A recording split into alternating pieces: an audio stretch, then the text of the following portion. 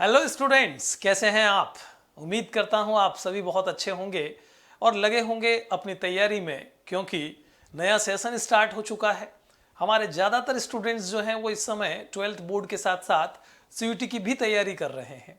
उन सभी विद्यार्थियों के लिए एक बहुत ही शानदार, एक बहुत ही बढ़िया खुशखबरी है, क्योंकि अब आप एक साथ दोनों की तैयारी कैसे करें, इसी बातचीत को लेकर के मैं आपके समक्ष उपस्थित हुआ हूं। तो स्टूडेंट्स, आज हम बात करने वाले हैं कि हम बोर्ड और सीयूटी की एक साथ तैयारी करना चाहते हैं, और ज़रूरी भी है, क्योंकि ज़्यादातर स्टूडेंट्स को आने वाले समय में अपनी पसंद की यूनिवर्सिटी से ग्रेजुएशन जो करनी है, जब ग्रेजुएशन आपको अपनी पसंद की यूनिवर्सिटी से करनी है, वो हो सकता है दिल्ली यूनिवर्सिटी हो, डीयू जिसको कहा जाता है, हो सकता है बीएचयू हो, बनारस हिंदू विश्वविद्यालय, या इसी प्रकार की किसी भी यूनिवर्सिटी से अगर आप अपनी आगे की पढ़ाई करने के बारे में सोच रहे हैं, तो ये रास्ता बड़ा कठिन है। जितना आसान लगता है उतना आसान नहीं है, क्योंकि एक तरफ तो आपको 12th की पढ़ाई करनी है, बोर्ड के एग्ज़ाम भी तो देने हैं, वहीं दूसरी तरफ आपको जो है तैयारी करनी है अपने सीयूईटी की, जिसके माध्यम से आप उस यूनिवर्सिटी में एडमिशन ले पाएंगे जहां से कि आप ग्रेजुएशन करना चाहते हैं। तो हम आज इस वीडियो के माध्यम से एक कंप्लीट स्ट्रैटेजी की बात करने जा रहे हैं। एक ऐसी स्ट्रैटेजी, एक ऐसी रणनीति जैसे युद्ध मैदान में अक्सर योद्धा नहीं करते हैं, या एक देश जब किसी देश के साथ युद्ध लड़ता है तो पूरी प्लानिंग से चलता है, एक स्ट्रैटेजी से चलता है कि मुझे किस प्रकार से इस युद्ध को जीतना है। यह आपके लिए एक युद्ध है और आप भी अपनी एक स्ट्रैटेजी बना लीजिए। तो कैसे आप तैयारी करेंगे, मैं आपको इस वीडियो के माध्यम से बताने वाला हूं। देखिए, कुछ स्टेप्स होंगे जिस पर हम बात करेंगे। जैसे कि सबसे पहले अगर हम बात करते हैं, अध्याय की डीप स्टडी करें, क्योंकि सीयूटी में अध्याय की स्टडी आपकी डीप होनी चाहिए, क्योंकि सीयूटी में जो क्वेश्चन पूछे जाते हैं वो बहुत ज्यादा गहराई से पूछे जाते हैं।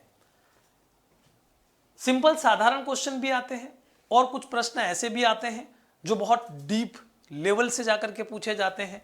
अगर आपने पूरे चैप्टर को बहुत ही अच्छे तरीके से पढ़ा है, ढंग से उसका अध्ययन किया है, तभी आप उसका उत्तर दे पाएंगे। अदरवाइज आप उसका उत्तर दे पाने में सक्षम नहीं महसूस करेंगे अपने आप को। तो फर्स्ट, सबसे पहला काम आपको क्या करना है, अपनी पढ़ाई को बहुत ही डीप जाकर के पढ़ना है, गहराई से पढ़ना है। जब भी पढ़े तो हर चीज को बहुत डीपली पढ़े। दूसरा, एमसीक्यूज की प्रैक्टिस स्टार्टिंग से करें, इससे आपकी तर्क क्षमता डेवलप होगी। देखिए, कहा जाता है कि ये एक तरह की प्रैक्टिस है, एमसीक्यूज प्रैक्टिस, क्योंकि जिस तरह से खिलाड़ी जब खेलने के लिए मैदान में उतरता है ना, तो उस समय उसको वो प्रैक्टिस ही हेल्प करती है कि किस प्रकार से उसको एक एक बॉल पर, यहां पर मैं क्रिकेट की बात कर रहा हूं, किस प्रकार से उसको एक एक बॉल पर रन बनाने हैं, आउट भी नहीं होना है, बड़ा स्कोर है उसको भी चेज करना है। आपके लिए भी ठीक इसी प्रकार से बहुत सारे पेपर्स हैं आपके सामने, बहुत सारे क्वेश्चंस हैं, उनको सॉल्व करना है। तो जरूरी है कि आप ज़्यादा से ज़्यादा प्रैक्टिस करें। तो जितना वक्त आपको मिले प्रैक्टिस करने का, आप प्रैक्टिस जरूर करें एमसीक्यूज की, क्योंकि क्वेश्चन सारे आपके मल्टीपल चॉइस क्वेश्चंस आने वाले हैं, एमसीक्यूज आने वाले हैं। उसके बाद आप देखें, फैक्ट्स याद करें, आवश्यक हो तो ट्रिक बना करके याद कर लीजिए। देखिए, फैक्ट्स का मतलब क्या है, जैसे मान लीजिए कि आप कोई एक डेट याद रखना चाहते हैं, कोई एक वर्ड्स याद रखना चाहते हैं, आप कुछ देशों के नाम याद रखना चाहते हैं, तो ये जो है वो अक्सर हमसे कहीं ना कहीं गलती हो ही जाती है। और सीयूटी में जिस लेवल पर जाकर के क्वेश्चंस पूछे जाते हैं, वहां खुद कंफ्यूजन क्रिएट करवा दिया जाता है। आप खुद ही उसमें कहीं ना कहीं जाकर के सोचने पर मजबूर हो जाते हैं कि ये ठीक है या ये ठीक है। तो वहां पर हेल्प मिलती है अगर आप एक एक फैक्ट को बहुत ढंग से याद कर लेते हैं, और साथ ही साथ अगर कोई ट्रिक बन सकती है तो खुद ही ट्रिक बना लीजिए। जैसे कि मैं पढ़ाते वक्त बच्चों को कई बार कुछ क्वेश्चंस को याद रखने के लिए, कुछ चीज़ों को याद रखने के लिए ट्रिक्स बता दिया करता हूं, लेकिन ये जरूरी नहीं है कि हर एक ट्रिक्स जो है वो आपको टीचर ही बताए। आप खुद ही पढ़ते पढ़ते ट्रिक्स बना सकते हैं, जिससे कि आप ज़्यादा बेटर तरीके से उसे याद रख सकें। जिस यूनिवर्सिटी से आप ग्रेजुएशन करना चाहते हैं उसके बारे में पूरी जानकारी प्राप्त कर लें। इसका कारण क्या है, क्योंकि आप कौन से सब्जेक्ट से आगे जाकर के अपनी पढ़ाई करने वाले हैं, डोमेन सब्जेक्ट्स जो कि उस यूनिवर्सिटी में हैं वो कौन कौन से हैं। आप पॉलिटिकल साइंस को बहुत अच्छा महसूस करते हैं, आप पॉलिटिकल साइंस में बड़े कंफर्टेबल हैं, लेकिन पता चलता है कि आपने जिस यूनिवर्सिटी के बारे में सोचा है वहां तो पॉलिटिकल साइंस नहीं है। तो ऐसी स्थिति में आपके लिए बड़ी असमंजस की स्थिति पैदा हो जाएगी। तो शुरू से ही जब से आप अपनी तैयारी कर रहे हैं, आप जो है क्या करेंगे, आप यूनिवर्सिटी को पहले से ही ध्यान में रखेंगे कि मुझे किस विश्वविद्यालय से अपनी पढ़ाई को कंप्लीट करना है, वहां वो सब्जेक्ट है या नहीं है। ऐसा नहीं हो स्टार्टिंग से आप किसी एक सब्जेक्ट को लेकर के बड़े शानदार तरीके से चल रहे हैं, बड़ी अच्छी तैयारी कर रहे हैं, और फिर पता चलता आपको कि मैं जिस यूनिवर्सिटी में जाना चाहता हूं वहां वो सब्जेक्ट नहीं है, तो फिर आपके लिए समस्या खड़ी हो सकती है। यूनिवर्सिटी के अकॉर्डिंग अपने विषयों का चुनाव करें, जो कि मैं इसके साथ बता चुका हूं। यानी कि जब अपने सब्जेक्ट्स को चुने पहले से ही, तो यूनिवर्सिटी में वो सब्जेक्ट्स है या नहीं है, या फिर आप जो सब्जेक्ट लेना चाहते हैं वो कौन सी यूनिवर्सिटी में है, ये कॉम्बिनेशन देखना बहुत ही इंपॉर्टेंट होगा।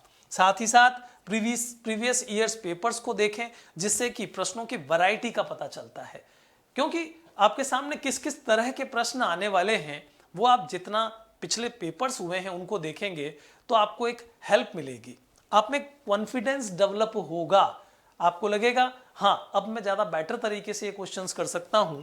हम यहां पर कुछ क्वेश्चन ले सकते हैं एग्जांपल के तौर पर, जो कि पिछले पेपर्स में पूछे गए हैं। आप एक प्रश्न देखिए, सिंपल सीधा सा पूछा हुआ है, मैं यहाँ पॉलिटिकल साइंस के पेपर की बात कर रहा हूं। भारत की उच्चतम न्यायालय ने किस मामले में संविधान का मूलभूत ढांचा सिद्धांत दिया था। अब बिल्कुल सिंपल सा क्वेश्चन पूछ लिया, ये 4 ऑप्शन है, जिसको पता है कि केशवानंद भारती उत्तर होगा वो डायरेक्ट केशवानंद भारती कर देगा, इसमें ज्यादा सोचने की आवश्यकता नहीं पड़ेगी। ठीक इसी प्रकार से कुछ ऐसे प्रश्न होंगे जहां आपको मिलान करना होगा। यहां देख सकते हैं आप, ये 4 ऑप्शन इधर 4 आपके सामने सेकंड सूची में दिए गए हैं, कौन सा किसके साथ मेल खा रहा है उसे आपको मिलान करना होगा, फिर आपको उसको करेक्ट उत्तर यहां पर ढूंढना होगा। ये एक अलग टाइप का प्रश्न होगा जो थोड़ा टाइम टेकिंग भी होगा, जहां पर थोड़ा समय भी लगेगा। फिर आप देखिए, ये आते हैं कथन और कारण वाले प्रश्न, जहां पर एक कथन दिया जाता है जो कि अभिकथन के रूप में आपको यहां ए के रूप में दिख रहा है, फिर आपको कारण मिलेगा, और प्रश्न में नीचे ये पूछा जाएगा कि भाई ए और आर दोनों सही है, क्या आर ए की सही व्याख्या कर रहा है, या फिर ए और आर दोनों सही है लेकिन आर ए की सही व्याख्या नहीं कर रहा है। तो ऐसे प्रश्नों के लिए बहुत सोचने की जरूरत पड़ेगी, और ये प्रश्न अक्सर हम तभी कर पाते हैं जब हमने इस प्रकार के प्रश्नों की बहुत पहले से प्रैक्टिस कर रखी हो। तो आपको प्रैक्टिस बहुत ज्यादा करनी पड़ेगी, तभी आप ऐसे प्रश्नों को कर पाएंगे। एक और डिफरेंट टाइप क्वेश्चन आप यहाँ पर देख सकते हैं। एक आपको यहाँ पर ये चित्र दे दिया गया है जिसमें कुछ कार्टून्स बने हुए हैं, लेकिन उसके साथ ही साथ उनके चेहरे जो हैं कार्टून में बड़े स्पष्ट रूप से नजर आ रहे हैं। प्रश्न क्या पूछ लिया कि यहाँ पर आप बताएं कि भाई ये कार्टून में नंबर 3 पर जो है वो कौन है, उसकी पहचान कीजिए। तो ये एक प्रकार का प्रश्न होगा। इतना ही नहीं, बल्कि प्रश्न आपको एक ऐसा भी मिलेगा जहां आपको एक यहां से यहां तक पूरा का पूरा पैसेज मिलेगा। हम कह सकते हैं केस स्टडी बेस्ड क्वेश्चन, जहां पर इसको पूरा पढ़िए, फिर आपको नीचे ऐसे कुछ क्वेश्चंस मिलेंगे, आपने जो पढ़ा है उसी के आधार पर आपको उत्तर देना होगा। तो डिफरेंट वैरायटीज सामने आई या नहीं आई बताइए। जैसे कि ये क्वेश्चन जो है वो उसी पैसेज जो आपने पढ़ा था उसी में से दिया हुआ है। ये प्रश्न आपको 5 प्रश्न इस तरह से पूछे जाएंगे। तो इन 5 प्रश्नों को आपने जब देखा तो लगा कि हाँ बड़ा आसान है, ऊपर जो दिया हुआ उसी में तो उत्तर मिल जाएंगे। नहीं भैया, ऐसा नहीं होगा, बल्कि आपको वहां पर भी काफी दिमाग लगाना पड़ेगा, क्योंकि प्रश्न जो है वो उसके आसपास होंगे जहां आपको उत्तर सही ढूंढना पड़ेगा। डायरेक्ट उत्तर उसको नहीं मिलने वाला वहां पर आपको। तो इसका मतलब यह है कि आपको बहुत अच्छी तैयारी की आवश्यकता है। आपको अपनी बोर्ड को पहले पढ़ना है, फिर आपको साथ साथ सीयूटी की तैयारी करनी है, दोनों को एक साथ लेकर के चलना है। सबसे इंपॉर्टेंट हो जाता है टाइम मैनेजमेंट। टाइम मैनेजमेंट में आप देखेंगे सब्जेक्ट के अनुसार आपको टाइम का डिवीजन करना होगा। आप कौन से सब्जेक्ट को कितना समय देना चाहते हैं, it will be very important. बहुत महत्वपूर्ण होगा ये, क्योंकि अक्सर हम जब तक समय को सही ढंग से नहीं रखते हैं हम कहीं ना कहीं चूक कर बैठते हैं। बहुत इंपॉर्टेंट है। अभी से देख लीजिए आपके पास टोटल कितना समय है। आप स्कूल के बाद, अपनी क्लासेस के बाद, अपना होमवर्क करने के बाद कितना समय निकाल पाते हैं, उस समय का बेस्ट यूटिलाइज करना है आपको।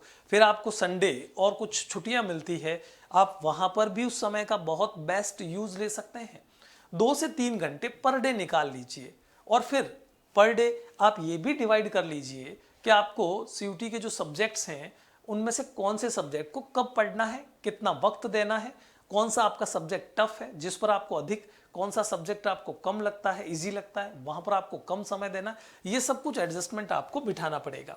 हाफ ईयरली एग्जाम तक आप कॉन्सेप्ट बेस्ड क्वेश्चंस को तैयार करें। कॉन्सेप्ट बेस्ड का मतलब होता है कि जिसमें आपको गहराई से जाकर के हर चीज को समझना है, उसके बाद उत्तर देने हैं, क्योंकि आपको बोर्ड का एग्जाम तो इसी आधार पर देना होगा कि आपके कॉन्सेप्ट बिल्कुल तैयार होने चाहिए। हाफ ईयरली के बाद आप जो है वो फैक्ट बेस्ड क्वेश्चंस पर जा सकते हैं, क्योंकि अब आपको काउंटडाउन पर जाना है, उल्टी गिनती शुरू हो जाएगी। एनुअल एग्जाम, उसके बाद सीयूटी का एग्जाम होगा, तो आपके पास चरण है, पहला हाफ ईयरली तक, उसके बाद स्कूल एग्जाम तक, एनुअल एग्जाम तक, और उसके बाद फाइनली आपको सीयूटी के लिए पूरी तरह से लग जाना है।